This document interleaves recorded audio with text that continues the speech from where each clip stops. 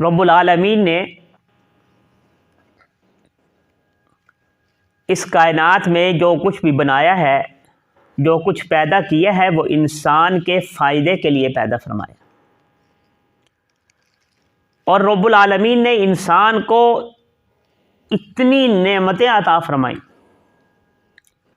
اتنی نعمتیں عطا فرمائی ہیں کہ اگر انسان ان کو گننا شروع کر دے تو انسان کی زندگی ختم ہو جائے، لیکن رب العالمین کی عطا کردہ نعمتوں کو وہ شمار نہیں کر سکتا۔ رب العالمین کی انہی نعمتوں میں سے ایک نعمت مشروم ہے، جس کو اردو میں کھمبی کہا جاتا ہے، انگلش میں مشروم کہا جاتا ہے، اور عربی میں کم کہا جاتا ہے۔ احادیث میں اس کی فضیلت آئی ہے۔ آپ صلی اللہ علیہ وسلم نے ارشاد فرمایا کہ کھمبی جو ہے، مشروم، یہ من کی قسم میں سے ہے، یہ من کی قسم میں سے ہے، اور بعض حضرات نے من سے مراد لیا کہ یہ خود رو ہے، یہ خود بخود اگاتی ہے۔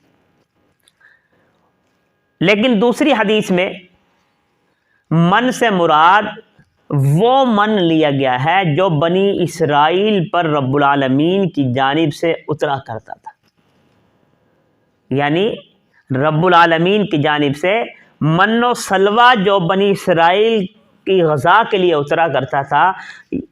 ایک حدیث میں اس من سے وہ من مراد لیا گیا ہے کہ یہ اسی کی ایک قسم ہے جو بنی اسرائیل کو رب العالمین عطا فرمایا کرتے تھے، ان کو کھانا کھلایا کرتے تھے۔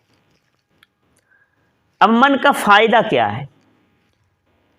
اب اس کھمبی کا فائدہ کیا ہے؟ مشروم کا فائدہ جو حدیث میں بیان کیا گیا ہے، فرمایا کہ اس کا پانی جو ہے یہ آنکھ کے لیے بڑا فائدہ مند ہے۔ حضور اکرم صلی اللہ علیہ وسلم نے کیا فرمایا کہ کھمبی جو ہے، مشروم جو ہے، اس کا پانی آنکھ کی بینائی کے لیے، آنکھوں کی بصیرت کے لیے، آنکھوں کی روشنائی کے لیے یہ بہت کارآمد ہے۔ آنکھوں کے لیے شفا قرار دیا آپ صلی اللہ علیہ وسلم نے مشروم کے پانی کو۔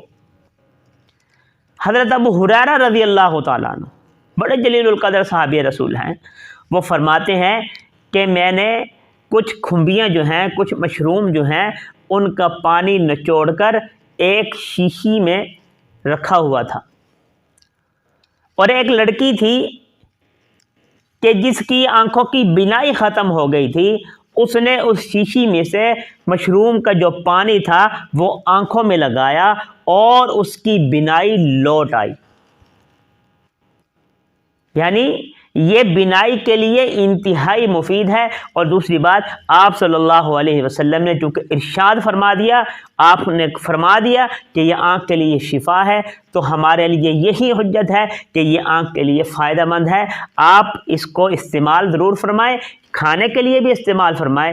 جہاں پر آپ صلی اللہ علیہ وسلم نے اس کو شفا قرار دیا، سائنس بھی اس کے بہت سے فائدے بتاتی ہے کہ اس میں کاربوہائیڈریٹس ہیں، اس میں کولیسٹرول جو ہے یہ بہت کم لیول کا ہے، اس میں فیٹ بہت کم ہے، یہ شوگر کو کنٹرول کرتی ہے، یہ کولیسٹرول کو کم کرتی ہے، یہ وزن کو کم کرتی ہے، یہ قوت مدافعت بڑھاتی ہے۔ یہ سارے کے سارے اس کے فائدے۔ اس لیے ہمیں چاہیے کہ ہم اس کو نبی اکرم صلی اللہ علیہ وسلم کی سنت سمجھتے ہوئے، آپ صلی اللہ علیہ وسلم کی حدیث پر عمل کرتے ہوئے اس کو استعمال کریں۔ انشاءاللہ تعالی ہمیں فائدہ ہوگا۔